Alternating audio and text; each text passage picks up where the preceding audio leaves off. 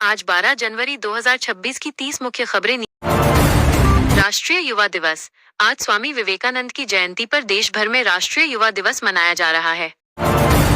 विकसित Bharat young leaders dialogue. PM Modi आज शाम 4:30 बजे भारत मंडपम में विकसित भारत यंग लीडर्स डायलॉग 2026 के समापन सत्र को संबोधित करेंगे। इसरो का मिशन।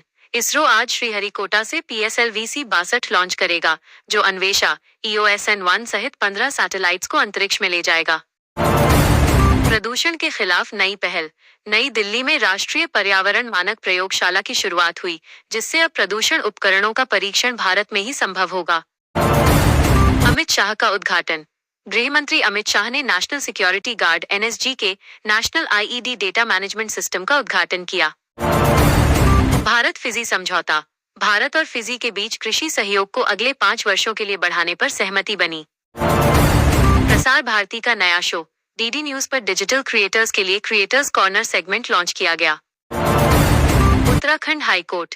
जस्टिस मनोज कुमार गुप्ता को उत्तराखंड उच्च न्यायालय का मुख्य न्यायाधीश नियुक्त किया गया। कड़ाके की ठंड।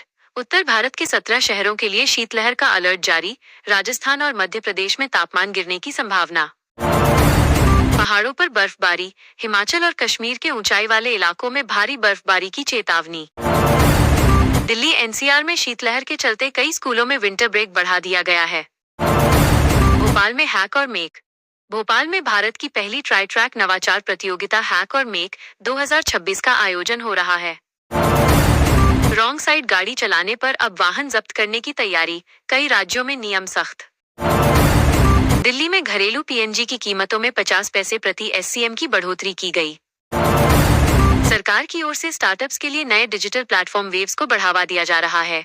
Global warming. रिपोर्ट के अनुसार 2025 में महासागरों ने रिकॉर्ड स्तर पर गर्मी सोखी है, जिसका असर 2026 की अर्थव्यवस्था पर दिख सकता है। भारत में स्थानीय उपकरणों के निर्माण से विदेशी मुद्रा की बचत का अनुमान। दिग्गज बल्लेबाज विराट कोहली की फॉर्म और पुरानी तकनीकों पर उनकी वापसी की चर्चा जोरों पर। रांची ने बंगाल को हराकर शूटआउट बोनस अंक हासिल किया। भारतीय महिला टीम की खिलाड़ी ऋचा घोष और एलिसा हीली के बीच मैदान पर हुई नोकझोंक चर्चा में।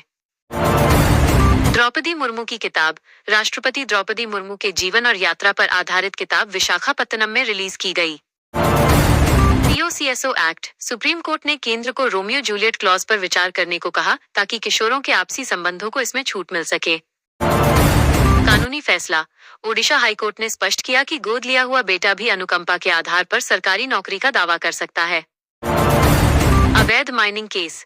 ED ने कोयला तस्करी मामले में बड़े हवाला लेन देन का खुलासा किया है। सेहत सलाह। कड़ाके की ठंड में सांस की बीमारियों के मरीजों की संख्या में 30% की वृद्धि दर्ज की गई। आज 12 जनवरी को बुधादित्य योग बन रहा है, जो कई राशियों के लिए शुभ माना जा रहा है। हाल ही में 10 जनवरी को विश्व हिंदी दिवस के उपलक्ष्य में आयोजित कार्यक्रमों की समीक्षा जारी है।